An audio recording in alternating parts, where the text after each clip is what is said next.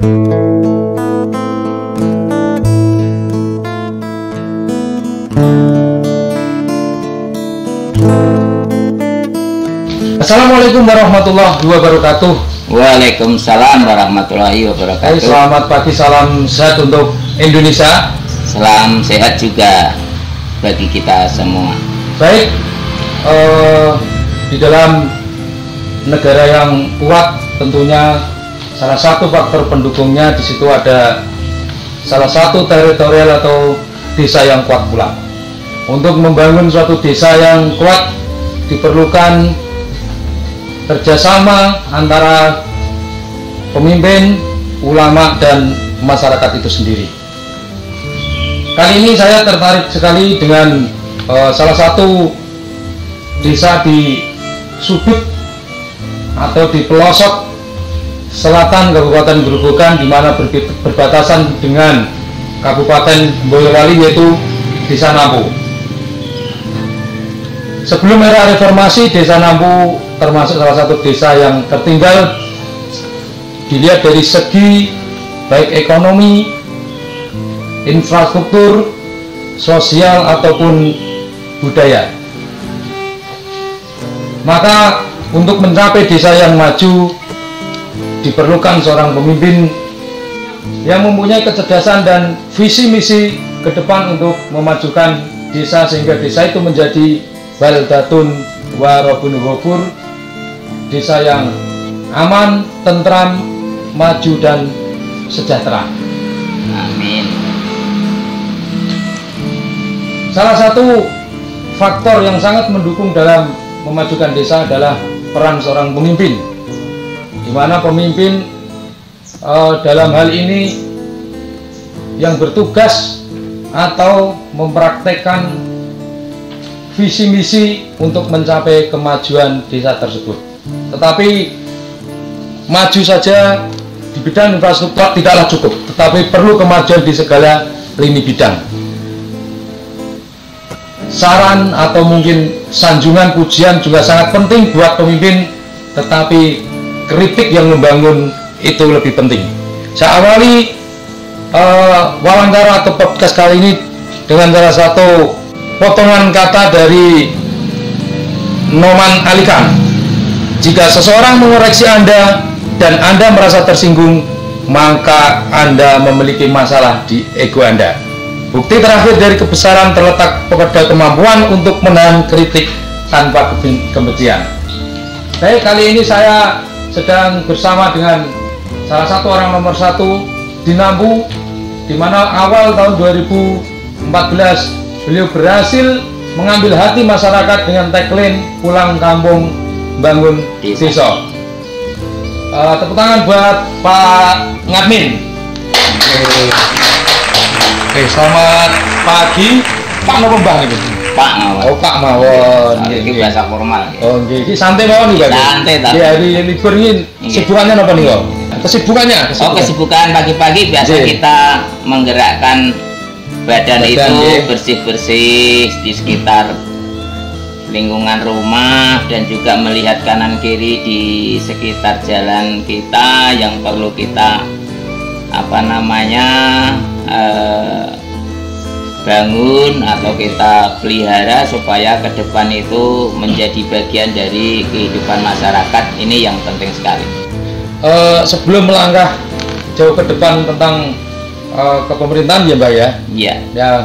Ya saya mau bertanya tentang biografi atau sejarah Bapak Ngadmin sendiri. Nah, seorang anak desa, bagaimana bisa menjadi nomor satu di Nampu ini dengan kompleksnya Desa Nampu ya, terdiri dari 10 dusun, jaraknya itu jauh-jauh antara dusun 1 dan dusun 2. Tentunya topografi atau tempat area ini juga mempengaruhi seorang pemimpin dalam mengaplikasikan ilmunya gitu. Nah, sebelum melangkah ke depan, saya pengen mendengar bagaimana cerita panjenengan, biografi panjenengan sebelum ke arah sana. Silahkan. Oke, siap. Baiklah, terima kasih Pak Kasno yang telah memberikan waktu kepada saya. Perkenalkan saya, nama saya cukup unik, yaitu nama desa, nama Ngadmin. yang lahir di 57 tahun yang lalu di desa ini. Kebetulan kami juga tidak mempunyai background yang kuat dari keluarga yang besar ini, namun mempunyai kemauan, cita-cita yang luhur.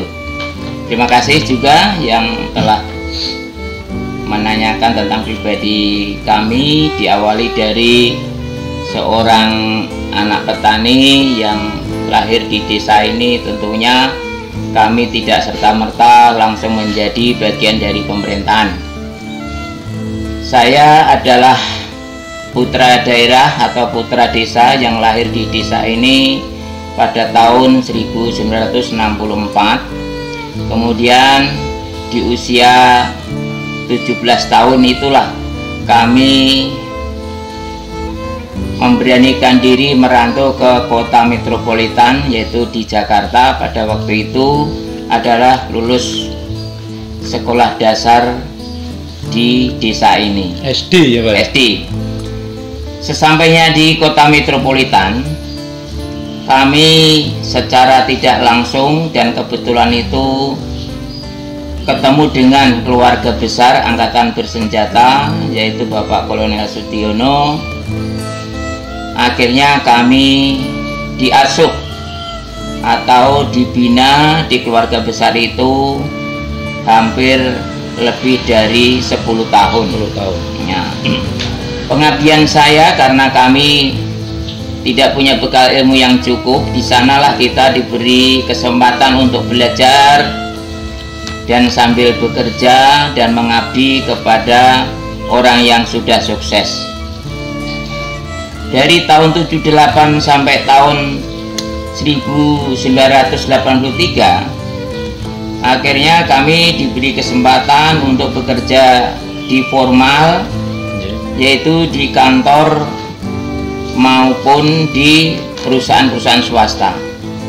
Pernah juga kami bekerja di salah satu restoran yang cukup terkenal di Jakarta. Kemudian kami ingin mengubah nasib, akhirnya pindah ke pelayaran, dan sampai disitulah kami belum puas karena kami ingin mengembangkan bagaimana hidup di kota itu dapat tercapai untuk keluarga.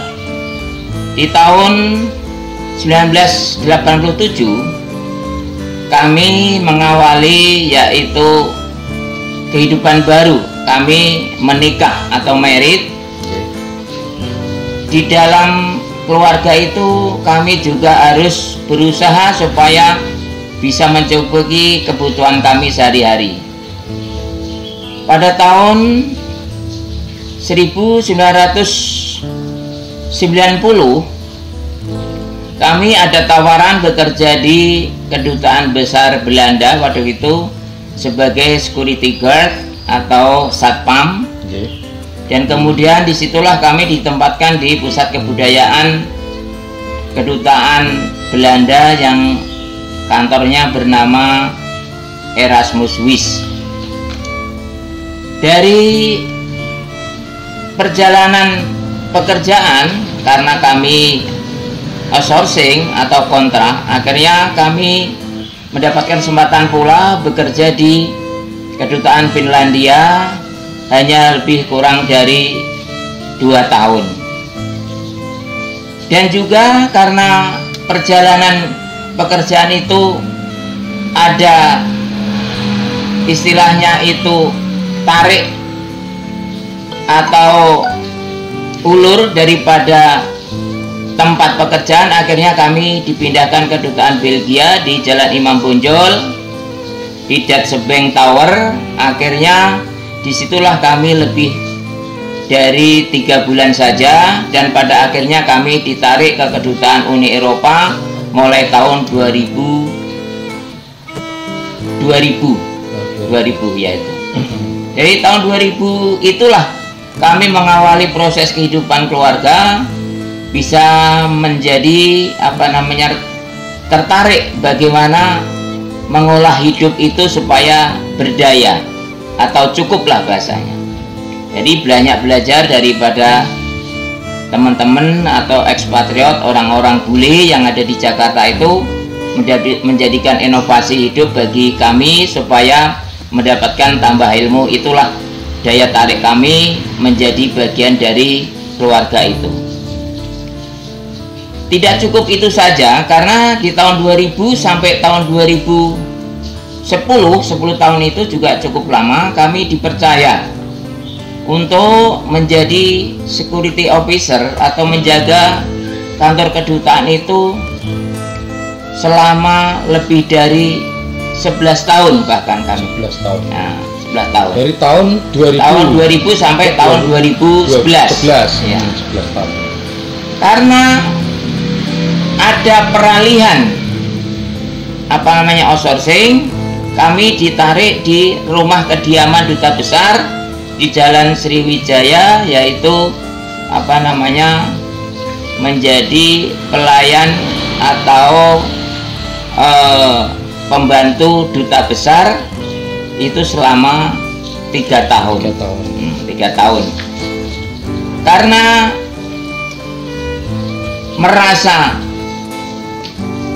melihat keadaan desa kami yang tidak berkembang, setiap kami pulang kampung, akhirnya disitulah kita tertarik di dunia pemerintahan. Itu dulu. Jadi pada awalnya seperti itu. Jadi kenapa kita sekarang pernah hidup di kota selama 35 tahun kembali ke kampung ini? Karena melihat situasi kampung yang tidak berdaya. Nah, karena tertarik di bidang pemerintahan, secara kebetulan di tahun 2013 itu ada kompetisi, yaitu pemilihan kepala desa. Nah, disitulah di bulan Januari kami izin dengan bagian administrasi personalia kantor untuk berkompetisi di desa untuk mengikuti pemilihan kepala desa. Nah, itu pada awalnya. Kenapa kami berani tertarik di bidang pemerintahan? Karena kami di Jakarta juga ada bagian-bagian pemerintahan yang bisa memberikan perubahan bagaimana menjadi seorang leader atau pemimpin itu. Karena apa? Organisasi kami yang di Jakarta itu ya sama dengan pemerintahan, karena bergeraknya itu di bidang pemerintahan, politik, sosial dan budaya, ekonomi, pembangunan, dan kemanusiaan. Karena kita memperoleh dari pengalaman itu, akhirnya kami berusaha kita terapkan daripada ilmu yang kami dapat itu. Setelah tahun 2013 di tanggal 6 Maret, harinya Rabu Wage, akhirnya kami terpilih menjadi kepala pemerintahan Desa Nampung. Jabatannya kepala desa. Itu sebelumnya persaingannya menurut jenengan pada waktu itu levelnya biasa atau ketat, Mbak? Begini, kalau kita ditanya dengan kompetisi, memang tolok ukurnya fundamental masyarakat itu belum bisa kita rasakan, yang pro dan yang kontra itu belum bisa kelihatan.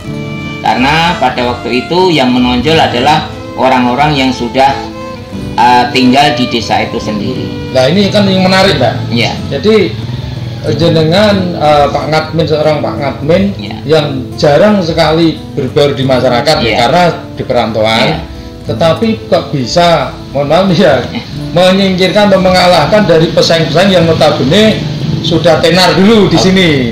Nah, itu strategi atau mungkin apa yang membuat masyarakat kok bisa terambil hatinya ke Pak Ngadmin itu? Oke, terima kasih. Modal dasar daripada kami untuk bisa memberikan pencerahan kepada masyarakat itu terutama adalah modal dasar sosial dan modal dasar ekonomi. Itu pertama. Karena desa ini sangat prihatin dikarenakan pemerintahan itu belum kuat. Nah, saya punya modal dasar daripada pembangunan itu tatkala saya bekerja di Jakarta. Bagaimana cara membangun desa atau membangun kota itu memang ada ilmu-ilmu yang harus kita terapkan di masyarakat itu. Nah, dari sudut pandang bagaimana kita bisa menang itu strategi. Karena saya punya modal dusun yang kuat, fundamentalnya cukup baik. Akhirnya mereka tertarik apa yang menjadi promosi saya atau menjadi program saya. Seperti itu. Berarti salah satunya tadi kan dengan modal dusun yang yang baik tadi. Bisa dikatakan kalau Pak Ngatmen kan berasal dari dusun Ploso ya, atau dengan berdekatan dengan dusun Cengklek. Atau bisa menjadi tolak ukur ke depannya, Pak. Ketika dusun Cengklek dan Ploso ini bisa bersatu, apakah bisa mengalahkan dari 8 dusun itu, Pak? Oke. Karena waktu itu persaingan daripada kompetisi itu ada 6 kandidat. 6 kandidat ya. Yaitu salah satu dari kandidat itu memang datanya berbeda-beda dari dusun yang berbeda juga. Contohnya saya itu walaupun saya sudah tenggelam namanya karena sudah begitu lama hidup di kota, karena saya punya cara tersendiri untuk memberikan masukan kepada teman-teman yang ada di sekitar kita, itulah menjadi modal dasar dari kami. Lah modalnya apa? Ya terus terang aja kami harus menang dulu kan. Menang dulu. Kalau sudah menang, nanti kita kan bisa memberikan perubahan apa yang menjadi harapan masyarakat. Tapi kalau belum menang, walaupun punya cita-cita, mempunyai istilahnya itu program, ya tidak bisa berjalan kan. Itu konteksnya seperti itu. Oke. Berarti tahun 2014 itu menjadi tonggak sejarah ya, Pak. Tonggak sejarah di mana kebiasaan dari dulu itu kan lurahnya atau kepala desanya istilahnya di lor kali, sekarang menjadi kidul kali. Kalau menurut dengan hal seperti itu bagaimana? Memang mempengaruhi fundamental masyarakat tentang leader atau pemimpin itu tidak mudah. Karena untuk menjadikan pemimpin bisa pindah itu tidak mudah. Karena dipengaruhi oleh satu itu karena feodalisme kehidupan di masyarakat itu sangat kental sekali. Itulah yang harus kita awali dari proses pemerintahan ini. Namun setelah kami pelajari, ternyata masyarakat itu tidak gelap sebenarnya. Tidak gelap. Karena apa? Setelah kami terpilih, kami sengaja berkeliling dusun ke dusun itu, bagaimana melihat fisiknya, melihat keadaan itu ternyata sangat prihatin. Nah, di awal tahun 2014 memang itu cukup riskan karena kita memperjuangkan undang-undang desa nomor 6 tahun 2014. Awalnya seperti itu. Kalau melihat awal dasarnya pemerintahan desa itu, kalau belum terbitnya undang-undang nomor 6 tahun 2014, mungkin desa ini ya tidak akan bisa maju karena kita mempunyai kekurangan dalam menganggarkan keuangan untuk membangun desa. Karena desa Nampu itu hanya memiliki pendapatan asli desa itu tidak kurang dari 20 juta. Pendapatan asli desa. Dengan 10 dusun itu segitu, 10 dusun seperti itu. Berarti kecil ya? Kecil sekali. Makanya bagaimana bisa membangun sedangkan pendapatan asli desanya aja hanya 20 juta per tahun. Untuk operasional saja nggak cukup. Untuk ATK, untuk apa namanya transportasi, nah itu tunjangan itu tidak cukup. Nah, dengan hadirnya Undang-Undang Nomor 6 Tahun 2014, begitulah regulasi itu terbuka untuk desa. Namun ya jangan senang dulu, karena Undang-Undang Nomor 6 Tahun 2014 itu begitu digedok, itu juga harus kita itu proaktif dengan pemerintahan daerah, pemerintahan provinsi, dan pemerintahan pusat. Kalau kita tidak bisa, istilahnya itu mencari bagaimana supaya desa ini dikenal oleh pemerintah daerah, kita harus promosi. Promosi. Apa yang terjadi di desa itu harus kita perlihatkan. Mulai dari satu, pemerintahnya dulu. Pemerintahnya adalah seperti apa, kemudian pemimpinnya seperti apa, kemudian juga masyarakatnya seperti apa. Nah, dan yang terakhir, fisiknya juga perlu kita promosikan supaya mendapat perhatian dari pemerintah daerah. Rapat sosialisasi Kepala Desa Sekabupaten Grobogan dengan Dewan Perwakilan Rakyat dan Kepala Pemerintah Daerah, waktu itu Bupati, itu setiap kepala desa boleh memaparkan apa yang menjadi harapannya, menjadi kesulitannya dalam membangun desa. Lah, awalnya seperti itu. Dari paparan-paparan yang saya sampaikan, memang Desa Nampu itu adalah desa yang marginal, desa yang tertinggal, dan Desa Nampu itu dikategorikan adalah desa yang termasuk zona merah pada waktu itu. Nah, karena undang-undang desa sudah digedok, sudah disahkan oleh Dewan Perwakilan Rakyat dengan pemerintah selaku apa namanya memberikan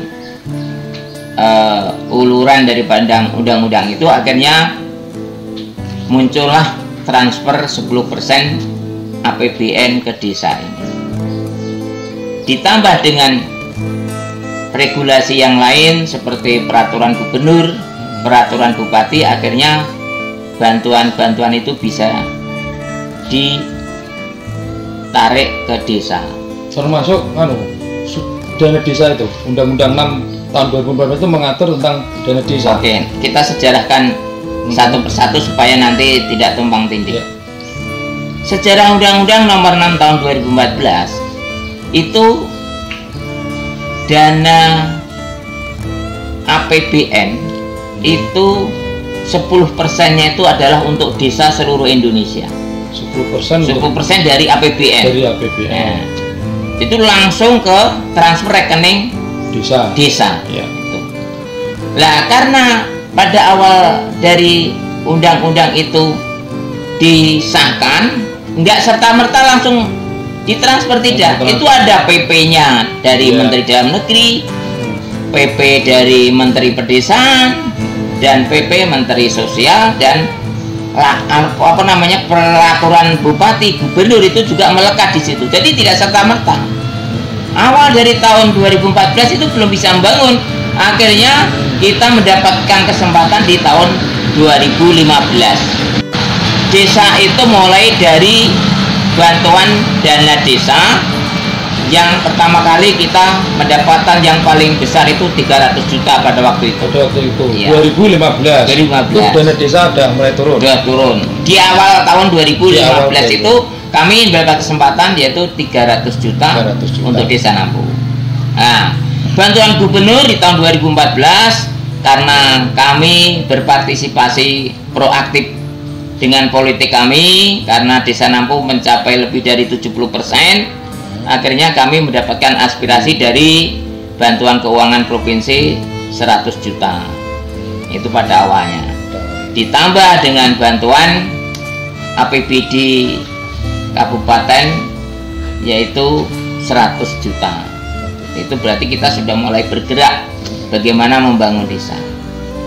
Nah, dari itulah kami tidak cukup untuk membangun karena yang seluas ini Desa Nampu. Akhirnya kami berusaha untuk pendekatan kepada Dewan Perwakilan Rakyat, baik ada yang ada di kabupaten, provinsi, dan DPR RI pusat itu, supaya kami bisa mencapai harapan desa yang dikatakan Badatun Thayyibatun Warabun Ghafur tadi. Diawali dari pembangunan fisik dulu. Nah, itulah pertawannya. Tapi kalau itu pun, kalau seorang pemimpin itu tidak punya latar belakang yang baik atau punya komunikasi yang baik pula, memang sulit dipercaya untuk mendapatkan bantuan supaya desa itu bisa maju. Berarti prioritas utama waktu itu infrastruktur pembangunannya, Pak ya? Karena kami punya janji pulang kampung bangun desa itu karena melihat fisiknya desa itu seperti itu. Iya, benar. Nah, itu pertama kali. Di tahun 2016, karena perjalanan pemerintahan ini sudah mulai terbuka, kami bagaimana supaya bantuan dapat mengalir itu, akhirnya kita membuat proposal mulai dari untuk tingkat DPR kabupaten, DPR provinsi, dan DPR pusat. Itu kita membuat sebanyak-banyaknya karena desa kami masih membutuhkan bantuan fisik pada waktu itu. Pembuatan diawali tahun 2016. 2017 itulah kami mendapatkan kesempatan, yaitu memperoleh bantuan totalnya itu hampir 6,5 miliar pada waktu itu. Ya. Nah, di tahun-tahun itulah kami mulai menggerakkan bagaimana pemberdayaan masyarakat, bagaimana sosial masyarakat, juga pendidikan masyarakat, itu mulai bagaimana cara hidup di desa itu bisa berdaya. Akhirnya diawali dari pembangunan fisik itu sendiri. Dan alhamdulillah ya, pembangunan fisik itu sudah bisa kita nikmati ya saat ini ya, Pak ya. Secara tidak langsung seperti itu. Nah, saya tertarik tadi tentang pemberdayaan masyarakat, Pak. Nah, masyarakat itu kan awam, Pak. Sebenarnya apa yang sudah dilakukan pemerintah desa itu dalam melakukan proses pemberdayaan masyarakat tadi? Oke, setiap tahun kita itu kan merancang. Jadi yang namanya Musrengbang Des itu kan kita menghadirkan satu itu tokoh masyarakat, tokoh perempuan, tokoh yang disabilitas, dan tokoh pemuda, unsur RT, RW, BPD, LPMD, dan juga perangkat desa dan sekretariat desa dan kepala desa itu kan bersatu untuk memecahkan masalah yang ada di desa itu. Nah, karena munculnya pembangunan fisik itu menonjol, kan biasanya perubahan pemikiran masyarakat itu ikut berubah. Apa yang dilihat itu kadang-kadang ada yang pro dan ada yang kontra, itu biasa. Kok seperti itulah akhirnya kan desa ini akhirnya kan berdaya. Yang tadinya itu tidak ada roda 4, misalkan ada truk, ada travel, ada mobil-mobil yang lain. Sekarang ini kan bisa dilihat desa kita sudah begitu makmurnya. Betul. Namun pemerintah juga tidak puas karena masih ada yang kurang di kehidupan masyarakat itu yang belum terbangun. Itu apa? Karena kita melihat dari fundamental masyarakat ini kan pembangunan itu ada 3 faktor yang tidak boleh tertinggal dari satu itu. Misalkan pembangunan sosial. Kita cerita mulai dari pembangunan sosial. Kalau kita mempelajari tentang ilmu sosial, itu kan tidak luput dari satu masalah pendidikan. Itu harus tolak ukurnya. Orang itu harus sekolah, itu harus sekolah. Nah, tapi kan kenyataannya kan ya enggak semua sekolah itu sampai pada programnya. Misalkan ada yang hanya lulus sampai SD, SMP, SMA, bahkan sampai sarjana. Itu pun kita juga belum bisa memberikan jaminan masyarakat untuk pendidikan. Yang kedua, kesehatan juga seperti itu. Kita itu kan kalau pinter kan juga tidak cukup kalau tidak sehat. Jadi masyarakat itu untuk preventif, pencegahan untuk kesehatan itu juga masih awam gitu. Jadi bagaimana supaya kita sehat itu kadang-kadang ya belum terpikirkan dari sejak dini gitu. Nah, yang kedua kesehatan itu, yang ketiga kan lingkungan. Lingkungan itu sangat berpengaruh banget bagi kami yang hidup di lingkungan desa ini. Karena apa? Lingkungan itu kalau tidak harmonis, tidak nyaman, tidak aman, kita itu ya belum mencapai apa yang menjadi harapan masyarakat atau pemerintah. Pemerintah belum puas. Nah, sosial inilah yang harus kita bangun. Makanya masyarakat itu harus proaktif pada pemerintah. Kalau pemerintahnya saja sudah bangkit, masyarakat harusnya kan tuturi, mengikuti gitu. Nah, itu baru satu daripada ilmu atau sektor di sosial itu. Ya, betul. Nah, kalau sudah masyarakat tuh kalau sosialnya itu sudah tinggi, pendidikannya sudah cukup, apa kesehatan sudah peka, lingkungannya itu sudah harmonis, sudah nyaman, itu desa itu sebenarnya tinggal menata saja apa yang kurang sebenarnya gitu. Tapi sekarang ini kan kok darwisnya ya, sadar wisatanya ya tidak berjalan. Ya toh, kok kelompok misalkan tani di lahan sempit ya belum berjalan. Contohnya yang di lingkungan sekitar kita belum tanamin sayur-sayuran atau obat-obatan yang belum juga. Nah, itu juga berpengaruh. Desa itu sebenarnya kalau dimanfaatkan dengan sungguh-sungguh, sebenarnya tuh kota itu kalah sebenarnya. Kalau menurut ilmu yang kami dapat, bagaimana mengelola pemerintahan itu seperti itu.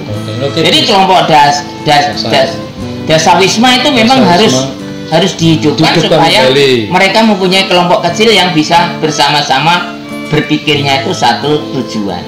Nah, kalau umpamanya sekarang ini untuk menyatukan masyarakat aja masih belum bisa, bagaimana desa ini bisa sejahtera, bisa bangkit kan seperti itu. Oke, betul. Nah, berarti dengan kata lain peran dari masyarakat itu sendiri masih kurang, Pak? Sebenarnya kalau kita katakan kurang enggak, cuma kemampuannya itu memang harus ada istilahnya itu tahapannya. Karena apa? Ekstrim. Dulu tidak seperti ini, sekarang seperti ini. Orang itu kan akhirnya mengejar. Kalau yang dulu itu misalkan ya motornya baik, jalannya itu jelek. Sekarang kan jalannya baik, motornya ya pasti harus baru, kan seperti itu. Itu perubahan fundamental masyarakat itu memang kadang-kadang dipengaruhi oleh kemajuannya pemerintahan. Nah, ini harapan saya, yang kurang dari masyarakat ini memang saya masih punya PR. Kemajuan Desa Nampu ini tidak cukup dengan pemerintahnya yang proaktif mencari bantuan, tapi masyarakatnya juga harus ikut proaktif bagaimana mengelola keluarganya, mengelola lingkungannya itu. Contohnya seperti ini. Oke, ini mau nanya nih, Mbak, selama kepemimpinan seorang Pak Ngatmin di Desa Nampu itu kan sudah hampir 2 periode ya, Mbak ya? Iya, 2 periode. Hampir 8-9 tahun ya. Ya. Menurut pengamatan atau pandangan Pak Ngatmin sendiri, seberapa sudah pencapaian yang dilakukan oleh seorang Pak Ngatmin untuk Desa Nampu? Oke, kita sejarah dulu ya. Ya. Sejarah manusia itu memang mempunyai lingkungan yang berbeda-beda. Contohnya kita bicara tentang Kendeng Utara atau wilayah Pantura. Itu karena identik dengan hidup di kerajaan Majapahit. Beda dengan kerajaan Mataram, itu memang untuk membangkitkan semangat masyarakat itu tidak semudah yang berada di kerajaan Mataram. Itu sejarahnya seperti itu. Kenapa? kalau kita itu masih ingat, kerajaan Majapahit itu adalah kerajaan yang sudah terkenal di Nusantara. Kenapa sekarang itu juga istilahnya lokasinya saja, fisiknya saja tuh nggak ada. Nah inilah kita itu kan, masyarakat itu masih belum peka dalam hidup yang menjadi bagian dari pada kebutuhannya. Itu pertama kali. Kalau kita pengen maju, sebenarnya itu masyarakat itu sangat mudah sekali. Contohnya bagaimana mengelola dirinya dulu. Kan kadang-kadang masyarakat itu kan pola hidupnya kan seperti mencari atau memburu kijang yang lari. Jadi nggak akan ketemu hidup itu kan gitu. Jadi sampai kapanpun nggak bisa ketemu. Istilahnya juga peribahasanya itu kadang-kadang pola hidupnya itu mencari jarum tapi kampak yang hilang. Jadi bekerjanya itu keras, tapi untuk memenitnya itu rendah banget gitu loh. Jadi ya tidak tercapai, tujuannya nggak tercapai. Nah kalau kita merujuk dengan ilmu pengetahuan, kenapa orang Yahudi itu biar cepat maju? Kenapa kita yang Muslim tidak cepat maju? Itu karena ada sejarahnya yang berbeda-beda. Karena Muslim itu identik dengan budaya. Akhirnya kita itu mengedepankan kerukunan dulu. Soal nanti kaya, hebat, sejahtera, miskin itu dianggap itu adalah hal yang biasa. Beda dengan orang Yahudi, dengan orang yang mempunyai tujuan hidup yang sejahtera, punya konsepting. Bagaimana kita mendapatkan nilai tambah dulu. Kalau orang itu hidup itu mempunyai nilai tambah kehidupan, pasti akan sejahtera. Tapi kalau nilai tambahnya itu untuk sosial, ya kita akan mencari lagi, ya hilang lagi kan gitu. Nah inilah kalau kita belajar tentang bagaimana supaya desa maju itu, sebenarnya konsepnya gampang. Kedua adalah kualitas sumber daya manusia. Kualitas SDM. Nek kualitasnya SDM itu masih rendah, ya sampai kapanpun kita itu tidak bisa mencapai tujuan kita yang namanya Gemaripah Lojinawi tadi itu. Karena kita memang tidak punya arah ke sana. Kita itu hanya monoton. Ya, dianggap ini sudah baik ya sudah. Akhirnya pemerintah itu notabene akhirnya mengikuti, tidak bisa berbuat banyak. Karena program-program yang selama ini kita inovasi, kita istilahnya sosialisasikan itu stuck, tidak berjalan. Karena hidup di negara persatuan Indonesia sekarang ini, kita itu kan harus kreatif supaya tidak harus semua itu jadi petani, tidak harus semua jadi pegawai, tidak harus semua jadi pedagang, semua harus biro jasa, enggak, semua itu harus berjalan sama-sama. Nah itu yang harus, yang penting tidak ada pengangguran di situ kan betul. Cuma karena kita itu terbentur dengan regulasi, makanya desa Nampu ini ya kita tetapkan ya harus pelan-pelan, tidak bisa langsung kita ingin menjadi perubahan yang total, itu nggak bisa. Kalau mau membuat perubahan yang total, mari kita ikuti bagaimana petunjuk pemerintah dalam mengemban amanah regulasi maupun undang-undang itu. Contohnya sekarang bagaimana bisa cepat maju, karena sosial kita itu masih tinggi sekali dibanding pendapatan ekonomi, sosial lebih tinggi. Akhirnya kita itu tidak bisa berdaya, bahasanya seperti itu. Nah itu, apalagi yang panjenengan unek-unek yang belum ada, mungkin saya bisa menjawab itu seperti itu. Ya, oke, kan dua periode. Iya. Ya, diperpanjang nggak, Pak? Diperpanjang. Enggak, maksudnya bisa 3 periode? Bisa. Oke. Kalau memang peraturan atau regulasinya bisa panjang 3 periode, seorang Pak Ngadmin siap maju lagi atau? Siap. Oke, siap. Tapi begini, saya sejarah dulu ya. masyarakat itu mau kemana dulu? Saya tanya dulu. Oh gitu. Kalau masyarakat itu pengennya itu tidak mau maju lebih baik lagi, ya kita tidak bisa berbuat banyak. Oh begitu. Karena hubungan kami dengan sosial atau hubungan ilmu itu kan harus diterapkan. Harus diterapkan. Kalau misalkan gini, kenapa kok orang bule itu tidak bisa memisahkan gesturnya antara yang kaya dengan yang miskin, itu nggak bisa. Tapi kalau orang Indonesia itu antara orang miskin dengan orang kaya itu kelihatan. Itu perbedaannya seperti itu. Kenapa? Karena di sana itu SDM-nya itu sudah setara. Setara gitu. Ya kenapa? Memang kalau Indonesia itu sekarang ini yang harus benar-benar diperbaiki adalah fundamental masyarakat tentang pendidikan, fundamental masyarakat tentang sosial, fundamental masyarakat tentang kesehatan, dan fundamental masyarakat tentang lingkungan. Itu dulu, itu diperbaiki. Kalau itu nanti sudah kelihatan baik, kita ini akan bersama-sama menikmati. Tidak ada yang namanya egois, tidak muncul apatis. Jadi umpamanya kita mau makan enak, mau jalan-jalan, tidak ada rasa, tidak ada orang yang akan bahasanya itu iri kepada kami. Tapi sekarang ini kan kadang-kadang masih muncul egois. Oh, yang biasa jalan-jalan, biasa bertani, ya hidupnya sama saja. Karena apa? Mereka tidak punya perubahan yang istilahnya bagi keluarganya. Contohnya, pemerintah memang tidak punya modal yang banyak. Karena apa? Pendidikan itu harusnya kan minimal sampai 12 tahun. Minimal 12 ya, tahun. Jangan 9 tahun. Soalnya usia dini itu sampai ukuran 12 tahun, itu berarti kan belum cukup dewasa.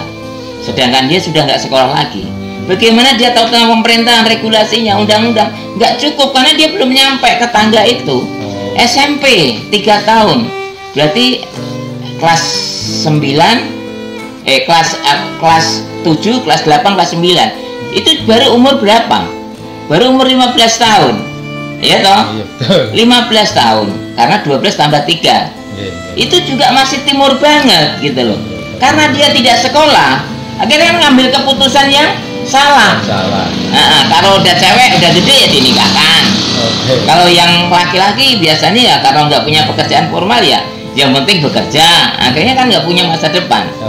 Kalau mereka rata-rata itu di 12 tahun belajar, insya Allah usia 18 tahun itu adalah usia yang sangat produktif, yang sudah mengetahui bahwa hidup itu memang harus mempunyai tujuan. Oke, seorang Pak Ngatmin dari awal tadi berjuang mencapai 61 dengan tagline pulang kampung bangun desa. Sekarang setelah 9 tahun berjalan memimpin Desa Nampu, dari skor 1 sampai 10 menurut pandangan Pak Ngatmin, nanti masyarakat kan memandang sendiri. Menurut pandangan Pak Ngatmin yang sudah dicapai kira-kira sampai angka berapa, Mbak? Dari skor 1 sampai 10. Di bidang apa dulu nih? Keseluruhan aja.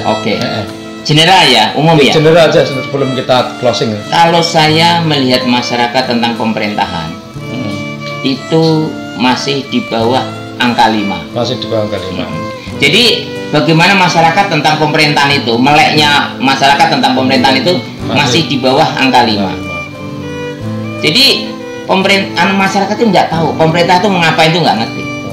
Sebenarnya kalau orang masyarakat itu harus tahu pemerintah itu apa, harus tahu. Oh, pemerintah itu berarti ada kepalanya, ada tangannya, ada kakinya, kan seperti itu harusnya. Terus apa sih yang dibutuhkan sipilnya masyarakat juga nggak tahu. Betul. Aku harus punya apa? Itu tuh nggak ngerti. Dia butuh baru mencari gitu loh. Oh, harus ada ini, harus ada ini. Itu namanya masyarakat tentang pemerintah. Itu di bawah 5. Ya, peran RT, Pak. Peran seorang ketua RT kita di tingkat bawah ya. Kita belajar struktur apa belajar dulu? Kita apa keadaan? Nah, ya harusnya peran RT itu untuk menunjang pemerintahan itu harusnya bagaimana? Kita mulai dari struktur dulu ya. Karena pemerintah desa itu adalah struktur organisasi yang mana desa itu mempunyai istilahnya kedudukan yang sangat tinggi, karena mempunyai undang-undang khusus, ya kan? Jadi desa itu bisa mengelola masyarakatnya, kearifan lokalnya, adat istiadatnya, batas-batasnya, dan keamanan itu memang dikelola dengan tidak sendiri, karena organisasi itu punya sekretariat, dibantu oleh sekretariat desa. Itu ada sekretaris, ada kaur, ada kasih. Nah, di bawahnya kaur, kasri, sekretariat desa itu ada RW, ada RT. Nah, itulah panjang tangannya daripada pemerintahan desa. Nah, dibantu oleh kepala dusun sebagai kepala wilayah, itu saja belum maksimal dalam menjadi pamong atau menjadi soko gurunya masyarakat. Karena apa? Kalau ditanya karena apa? Karena apa? Alih-alih mereka itu adalah gaji atau salary yang dia terima. Padahal kalau kita mengacu kepada regulasi di keuangan desa, itu memang sudah cocok sebenarnya. Cuma untuk mencapai jadi pegawai itulah kadang-kadang tidak gratis. Dia butuh senjata, butuh pemikiran yang luas. Akhirnya kan dia itu merasa penghasilannya tidak cukup karena kebutuhan itu.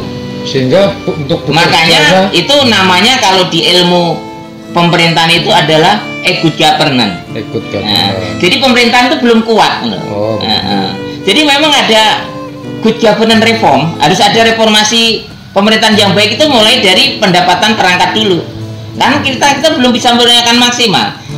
Kalau saya ambil kotor itu memang ya pendapatannya perangkat itu kan sekarang sudah 1.600.000. Ditambah tunjangan itu rata-rata kalau 1 tahun itu taruhlah 12 juta. Berarti 1 juta ya toh. Berarti sudah 2.600.000. Belum ada tambahan intensif. Sebenarnya juga sudah cukup. Cuma kalau hidupan di desa, kalau kita cerita tentang sosial masyarakat, ya kita nanti di luar pemerintahan kan gitu. Oke Pak Ngadmin nih, kebetulan ada perwakilan dari salah satu masyarakat yang mungkin bisa mau menyampaikan unek-unek atau tanggapan selama kepemimpinan seorang Pak Ngadmin di Desa Nampu. Silakan Pak, sebutkan. Ini aja, nggak apa-apa. Ya, itu banget kalau ini. Selamat siang Pak. Siang. Asli Putih Pak Kloso. Iya, saya asli Kloso. Oke, ini Pak. Tadi kita udah bicara panjang tentang kepemimpinannya dari seorang Pak Ngadmin di Desa Nampu sudah 8-9 tahun ini, dan banyak bisa kita lihat secara fisik ataupun lainnya, baik dari birokrasi juga lebih mudah.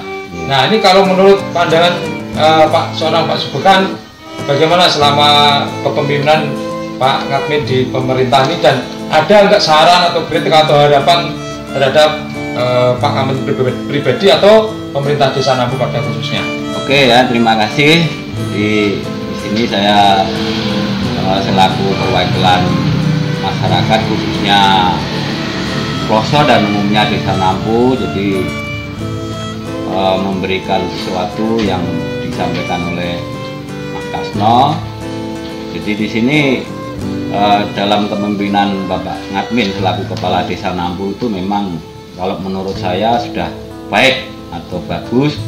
Artinya Bapak Ngadmin itu sudah mampu menggerakkan roda pemerintahan desa. Jadi dari tahun 2013-14, kemudian satu periodenya sampai 18-19 itu. Nah, di sini sudah kelihatan. Jadi pembangunan terutama di fisik atau infrastruktur jalan itu nampak sekali. Karena dengan pembangunan fisik di situ, itu nanti bidang yang lain otomatis akan bergerak sendiri. Contoh di bidang ekonomi lah otomatis itu.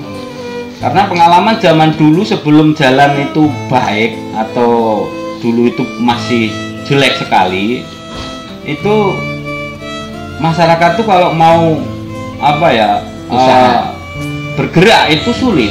Contoh misalnya saya sendirilah. Jadi kalau mau apa itu panenan, habis panenan itu kalau itu harus transfer atau ngirim ke tempat lain. Ini perlu ongkos ini, Mas. Jadi perlu biaya lagi kan gitu. Sebenarnya itu tidak mengeluarkan, tapi karena tidak bisa roda atau armadanya itu tidak bisa masuk, itu kan perlu. Itu ada angkutan pengangkut lagi yang mana membutuhkan tenaga dan pengeluaran atau dana lagi kan. Dengan infrastruktur dibangun. Nah, dengan adanya pembangunan fisik jalan ini dibangun sedemikian rupa, nah akhirnya untuk pengeluaran itu tidak ada. Berarti kan ini otomatis ya. Ini menjadikan ekonominya bergerak kan. Artinya itu pengeluarannya enggak double gitu lah. Oke, seberapa puas menurut Pak Sepekan sebagai masyarakat tentang kepemimpinan Pak Ngatmin di Desa Nampu ini 2 periode ini? Ya, pencapaiannya ya sudah apa namanya, bisa dikatakan ya baik tadi, sudah masyarakat warga itu sudah puas lah, artinya itu sudah bisa merasakan. Jadi bisa merasakan, bisa menikmati. Jadi itu karena dulunya itu seperti itu, sekarang sudah seperti ini, itu kan perubahannya itu menjadikan perubahan yang lebih baik. Terakhir Pak Sepekan, ada saran atau kritik atau harapan kepada seorang Pak Ngatmin pribadi? Ya, jadi kalau dari saya ya, dan juga mungkin dari masyarakat lah umumnya itu, semoga nanti Bapak Ngatmin itu tetap bekerja semampunya, sekuat tenaga, walaupun ya kalau kita bandingkan dengan usianya kepala desa yang lain tuh mungkin Bapak Ngatmin itu yang paling tua lah, tua, tapi semangatnya masih tinggi. Jadi semoga nanti Bapak Ngatmin itu selalu kepala desa Nampu di sini ya, kedepannya lagi, walaupun ini nanti masih berapa tahun lagi, ini bisa mencari inovasi baru atau mencari apa istilahnya itu peluang-peluang yang mungkin bisa diambil akhirnya untuk kemajuan desa.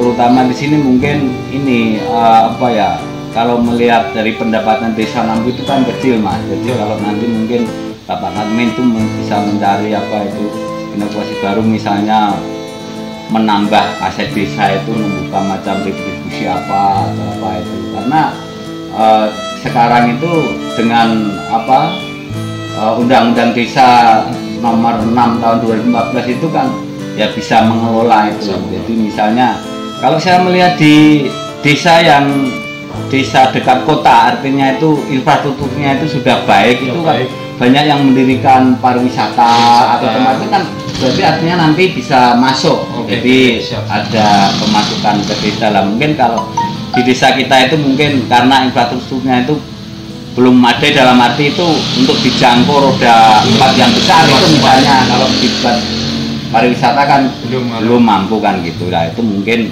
apalah, misalnya membuat ruko atau apa, atau itu sebagai tambahan atau retribusi desa. Siap-siap, terima kasih Pak Sepekan. Terakhir untuk Pak Ngatmin, ya singkat saja, apa yang membuat Pak Ngatmin bahagia menjadi kepala desa Nampu? Kalau dilihat dari kenyataan, memang saya suka atau saya berterima kasih telah diberi kesempatan untuk menjadi seorang kepala desa Nampu ini. Memang menjadi bagian dari pribadi saya. Karena apa? Karena saya dilahirkan di desa ini, punya kewajiban untuk membangun dan memelihara desa kami.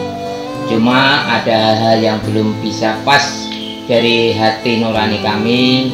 Memang fundamental masyarakat belum maksimal dalam mengelola desa ini.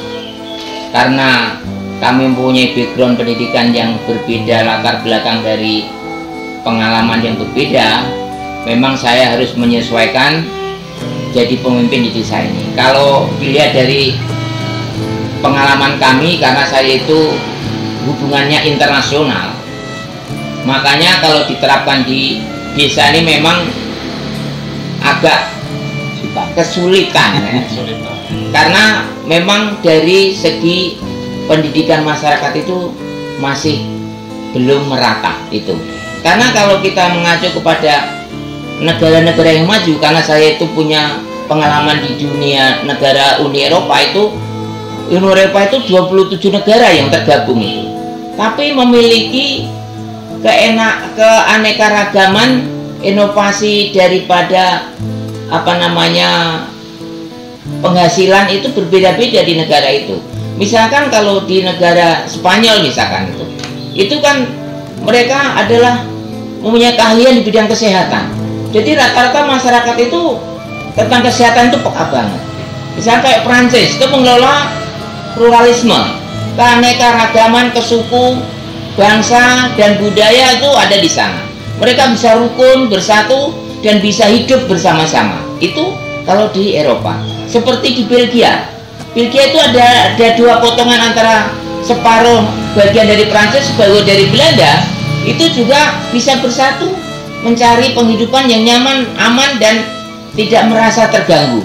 Seperti Inggris yang negara yang begitu adidaya di abad-abad ke-18 itu ternyata mereka juga mempunyai negara yang bagus yang bisa beri contoh tentang lingkungannya seperti itu. Seperti Italia seperti itu.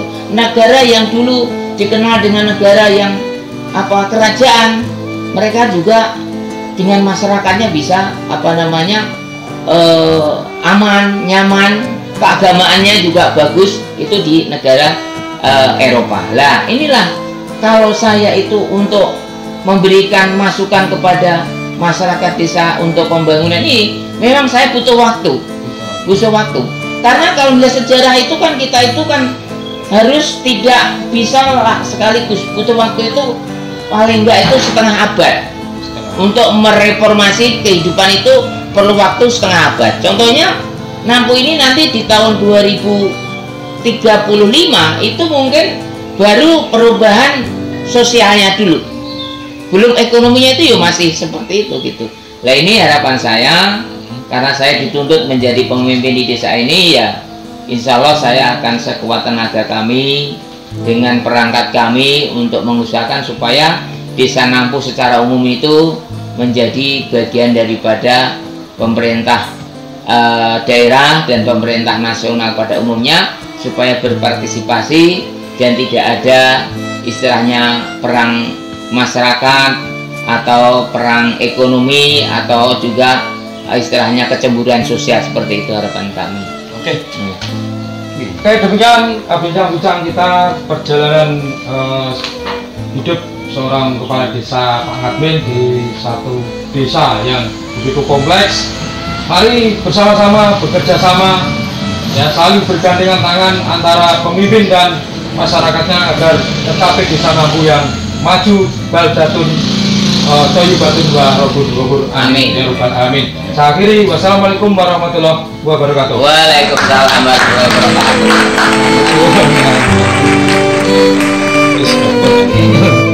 Yang temen